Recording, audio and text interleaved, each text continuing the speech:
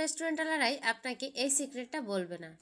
ভর্তা তো অনেকভাবেই খেয়েছেন, এত সহজ এবং এত সুস্বাদু একটা ভর্তা এটা কোনো রেস্টুরেন্টওয়ালারাই আপনার সাথে শেয়ার করবে না।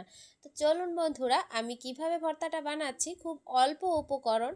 এখন তো শীত চলেই আসছে, শীতের দিনের সবজি এখানে দেখুন ফুলকপি নিয়েছি, সিম নিয়েছি কয়েকটা, দুটো তিনটা পেঁয়াজ, আর কিছু ধনেপাতা, দুটো টমেটো। ব্যাস আমাদের ভর্তা রেডি। এখন এটার কিছু কাজ করে নিতে হবে। আমি পেঁয়াজটাকে কেটে নিচ্ছি, টমেটোটাও আমি গোল গোল করে কেটে নিলাম, আর ধনেপাতাটাও কুচি করে নিলাম। এখন আমাদের যেটা করতে হবে, চুলায় একটা কড়াই বসিয়ে দিয়ে তার মধ্যে 3 কাপ পরিমাণে জল দিয়ে দিলাম, আর দিয়ে দিলাম সামান্য হলুদ, সামান্য পরিমাণে লবণ। তারপরে ফুলকপিটাকে সিদ্ধ বসিয়ে দিলাম একটা ঢাকনা দিয়ে ঢেকে। যখন কপিটা 90% সিদ্ধ হয়ে যাবে তখন আমি এর মধ্যে সিমগুলোকে অ্যাড করে দেব। সিমটাকেও ঢাকনা দিয়ে ঢেকে মোটামুটি সিদ্ধ করে তুলে নিচ্ছি। আর দেখুন কপিটাও কিন্তু সিদ্ধ হয়ে গেছে। এখন আমি দুটোই উপকরণ উঠিয়ে রেখে দেব ঠান্ডা হওয়ার জন্য। অন্যদিকে যে টমেটোটা কেটে রেখেছিলাম তার মধ্যে দিয়ে দিলাম সামান্য পরিমাণে হলুদের গুঁড়ো আর মরিচের গুঁড়ো দিয়ে মেখে চুলায় একটা কড়াই বসিয়ে দিয়ে তার মধ্যে সামান্য তেল দিয়ে টমেটোটাকে লালচে করে ভেজে নিতে হবে। এপিট উপিট ভালো করে আমি ভেজে নিব। এটা ভাজা হতে হতে বন্ধুরা বলে দাও তো তোমরা কে কোথা থেকে আমার ভিডিওটি দেখছো, যাতে আমি ধন্যবাদ জানাতে পারি।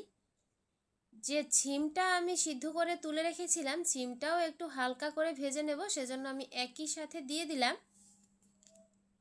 দেখো টমেটোটা ভাজা হয়ে গেছে, আমি পাশ থেকে তুলে নিচ্ছি।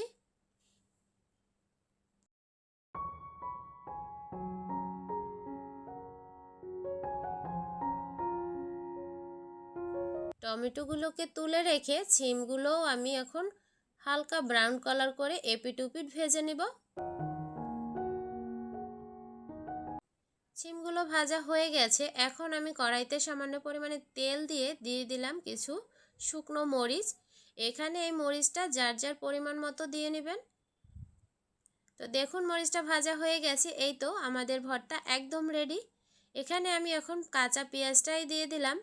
চাইলে আপনারা পেঁয়াজটা ভেজেও নিতে পারেন, তবে কাঁচা পেঁয়াজে যেমন উপকারিতা রয়েছে তেমনি এর টেস্টটাও কিন্তু দ্বিগুণ বাড়িয়ে দিবে। এখন আমি ভর্তা বানানোর জন্য সবগুলো উপকরণকে হাত দিয়ে ভালো করে চটকে নিব। মাঝে আমি লবণ দিয়ে কিন্তু মরিচটাকে ভালো করে চটকে নিয়েছিলাম। তো এখন আমি কপিটাকেও এর সাথে মিক্সড করে নেব। রেস্টুরেন্ট স্টাইলে এই ভর্তাটা যদি একবার আপনি কাউরে করে খাওয়াতে পারেন, সে কিন্তু আপনার প্রশংসা করতে বাধ্য। দেখেই কিন্তু জিভে জল চলে আসছে। তো এর সাথে এখন আমি কিছু ধনেপাতা কুচি অ্যাড করে দিয়ে দিলাম উপর থেকে সরিষার তেল ছড়িয়ে। তো দেখলে তো বন্ধুরা কত সহজেই কিন্তু এই ভর্তার রেসিপিটা তৈরি করা যায়, আর খেতে কিন্তু অসাধারণ। একবার হলেও বানিয়ে খেয়ে দেখো বন্ধুরা।